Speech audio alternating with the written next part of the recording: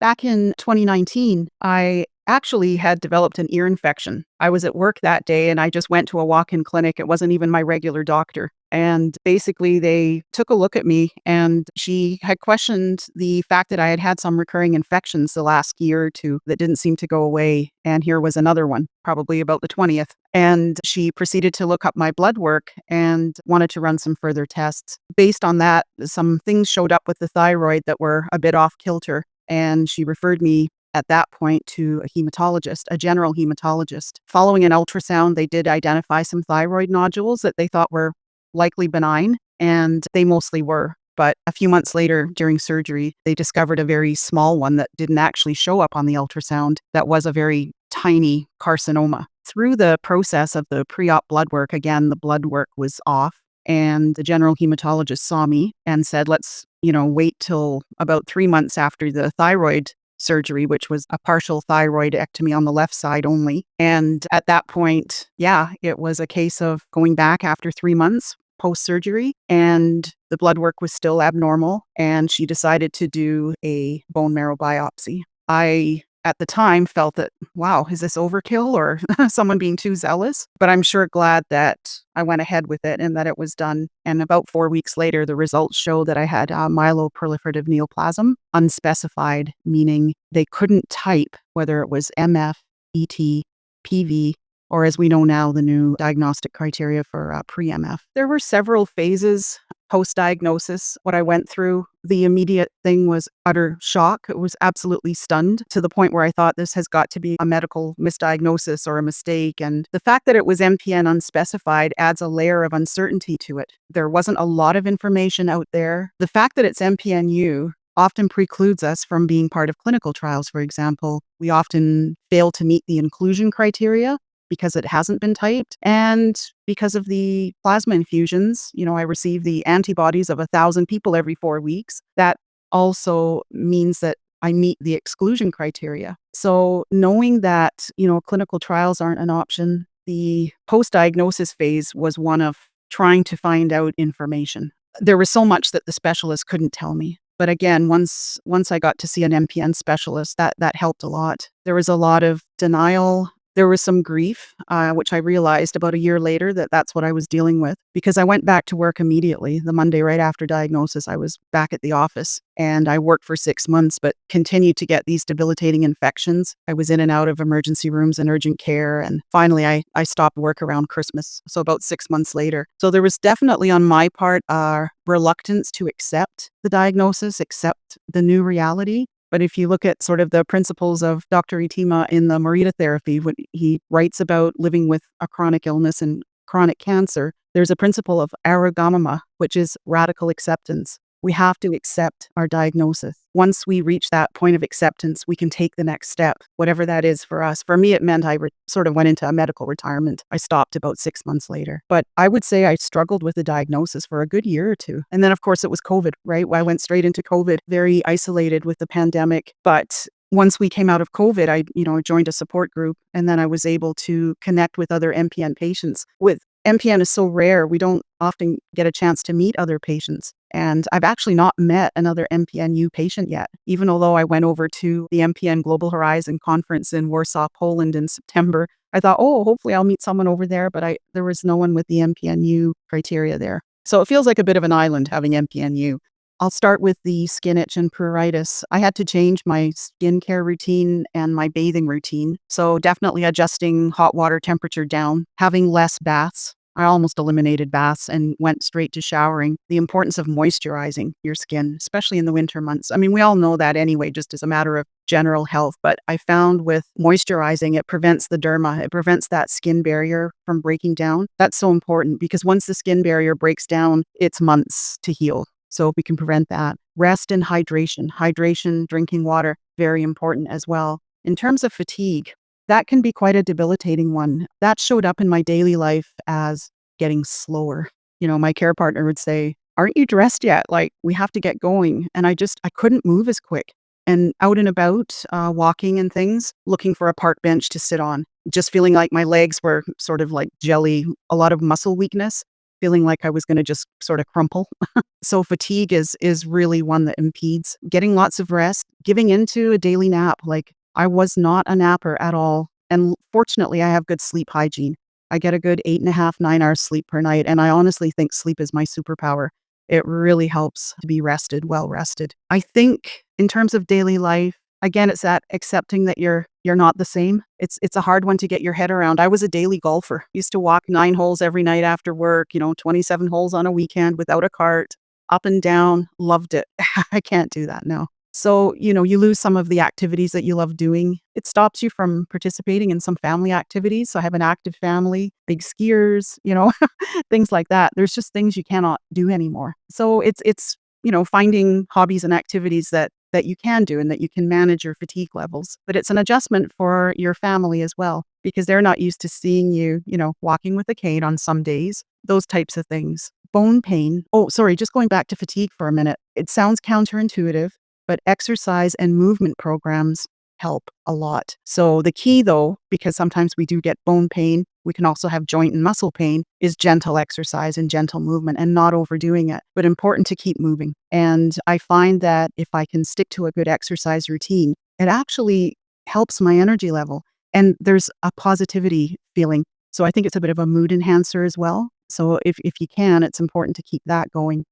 And was that it? Oh no, the infections. So how that shows up in daily life is I have to carry around 3 or 4 different types of antibiotics because I'm not always in a place. It could be the weekend. I could be out in the woods camping with the motorhome where you can't get to a clinic or a doctor, that kind of thing. So my doctor has set me up with 3 or 4 antibiotics, and I know which ones to use if this happens or that happens.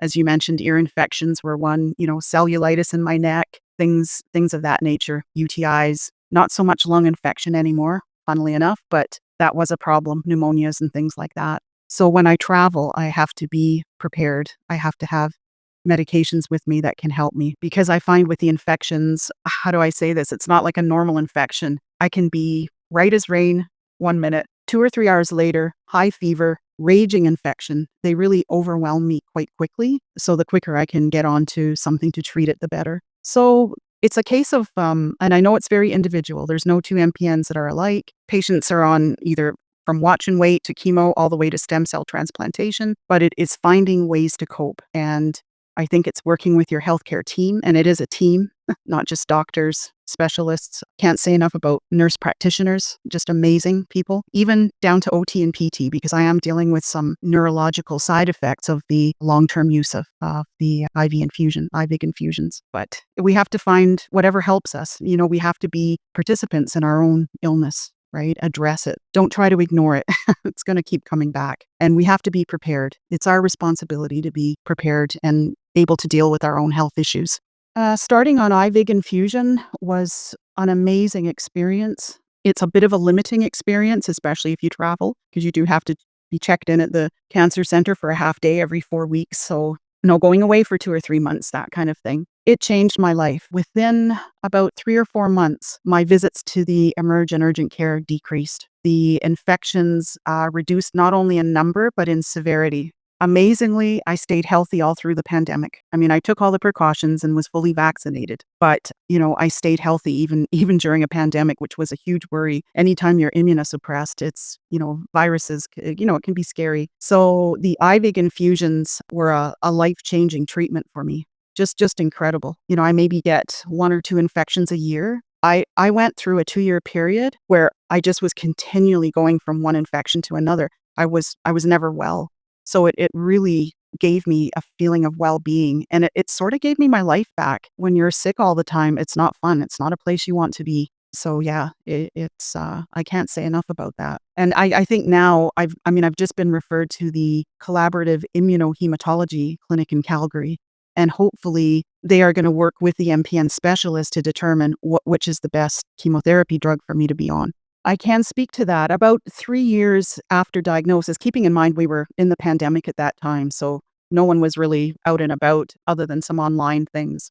My journey with outside organizations for support really started with the Canadian Leukemia and Lymphoma Society. I can't say enough about them. Through the First Connection program, I was put in touch with a lady in Ontario that was part of the Canadian MPN network. And so 3 years after diagnosis, I finally got to speak on the phone with another MPN patient, a first connector with LLS. She put me on to a support group in Alberta for MPN. And so my journey started there. I'm now a first connector with LLS myself, and I've been asked to become an ambassador, which I'm so happy to do because we really work very well with LLS and they provide mutual support, not only in the areas of advocacy, but also education and support. And it was a big deal for me to be connected with another MPN patient and an MPN group actually based out of Edmonton at the time. The Canadian MPN network has provided me with an avenue to access education about my condition because there's not a lot out there, although the body of knowledge is definitely building.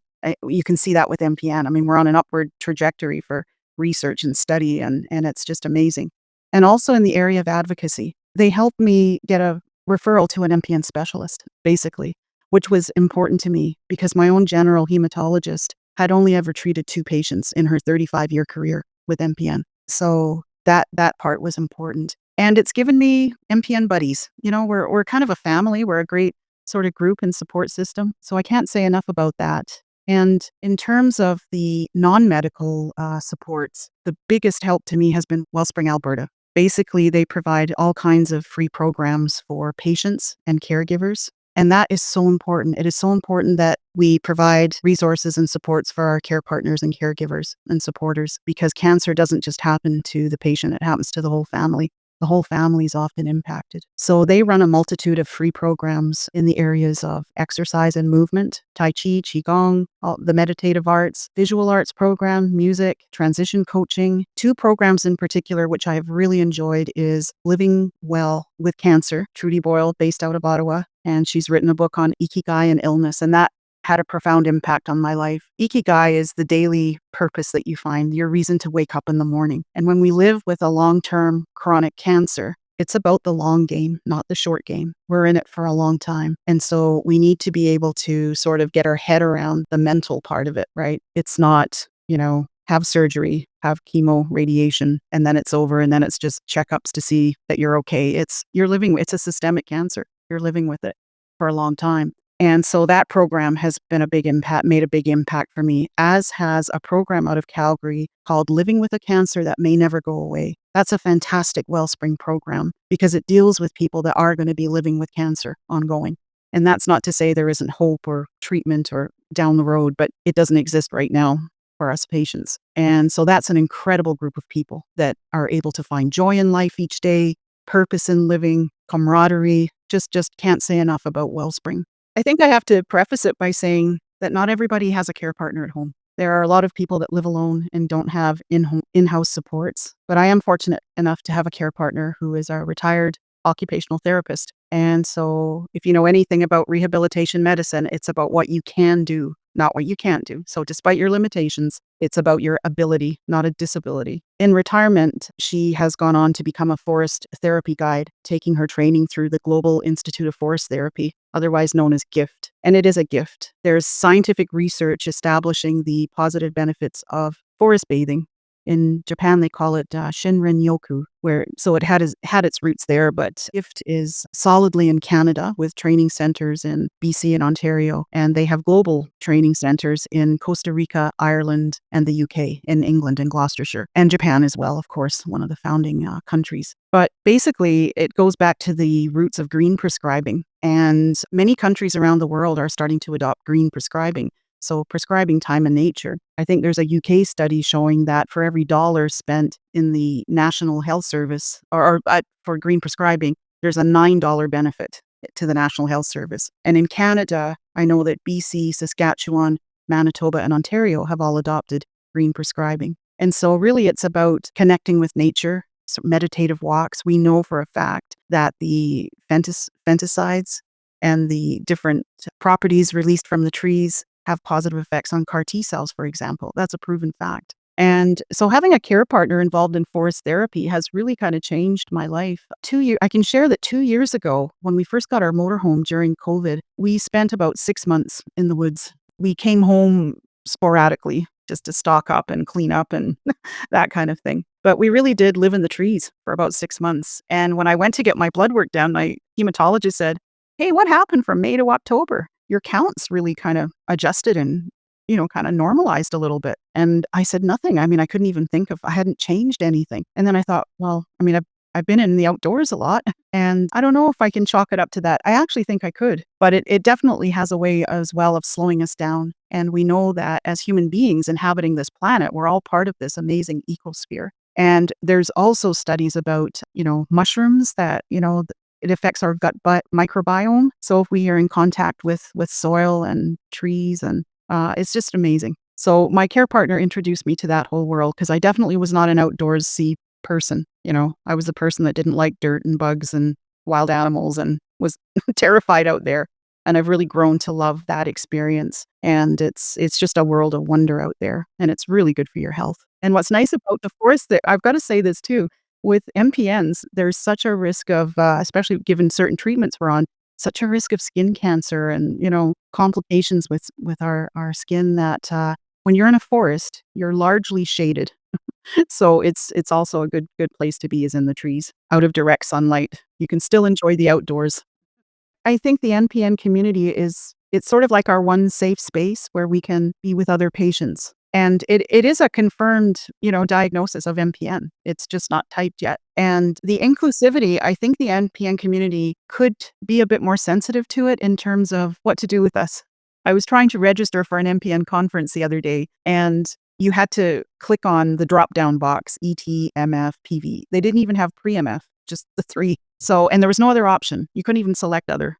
Like, okay, great. And then the program was saying in the afternoon, there would be a session and you would go to one of your, whatever type you had been assigned. And so it's just an example of, you feel a bit, oh, gee, what to do with myself, I think just as human beings, we want to belong. We want to be able to identify with other patients that are like us. I'm hoping that there's a bit more awareness about it. And, even pre-MF is not often identified as well, which is an actual diagnostic typing. I think I would say that it is extremely rare, but you're not alone. There are a few of us out there, and it would be a good idea to maybe try to connect through the Canadian MPN network and get linked up to other patients. I would ask if they have the opportunity to share their story, if they, it would be a good idea just to raise awareness about it. And I would also give a message of hope because there is a lot of collaboration going on in the research community. And there are scientists out there that not only want to help, but they have that joy of discovery and that joy of cracking the code and solving the puzzle. They have that mindset, and it's exciting. We're at an exciting point in science right now with rapid vaccine developments and leveraging the lessons learned through researching other rare diseases. These things tend to build on one another and are transferable. And so I think the story is unfolding. And I would also say that my biggest wondering about MPNU, and it might be their wondering as well, is this. Is it that we just don't have the diagnostic tools sophisticated enough to type it? Or is it a case of we have to wait for that MPN progression and we have to wait for it to unfold and be revealed to us? In which case, we need to be patient, right? We need to wait for it to progress or mutate or change. Something has to give. I think it's likely the latter, but I don't know that for sure because what they can see now with genome testing, they can actually determine at what age your mutation happened. I saw that when the slide came up in Warsaw at the Global MPN conference showing, wow, here's a patient's genome strand from birth to now. And over this 65 years, here's the different mutations that happened and when they happened. So I'm not sure that it is that the diagnostics aren't advanced enough. I think it just might be that has to unfold yet, right? And we, as creatures, we want to be certain. We want certainty. We don't want uncertainty. But I think we have to be comfortable with uncertainty, and we have to be comfortable with maybe waiting a bit longer to be properly typed. Well, this is a dream of mine for sure, and that is that we are at some point included in research and trials, because right now we're not. And we're not because of the strict inclusion or exclusion criteria. So it would be so cool to have us factored in somewhere in some study or to be part of it. It would be great. but, that's up to the designers of the trials. And my favorite kind of day is when I see people that are so happy to be meeting other patients and learning about what the possibilities are and sharing their experiences and knowing they're not alone, that there's a support group. I just love those kind of days. I find that so fulfilling. And so I've really stepped up my volunteer work and getting involved a little bit in advocacy with the network. And just, if I can just say to people, although we have a rare illness, there are so many people working on things, Research Foundation included. And I'm really enlivened at the thought of global research collaboration as well. So those are the fulfilling times, the networking and the collaboration, and getting involved with all the organizations that are there in our sort of stratosphere, the MPN stratosphere, helping us.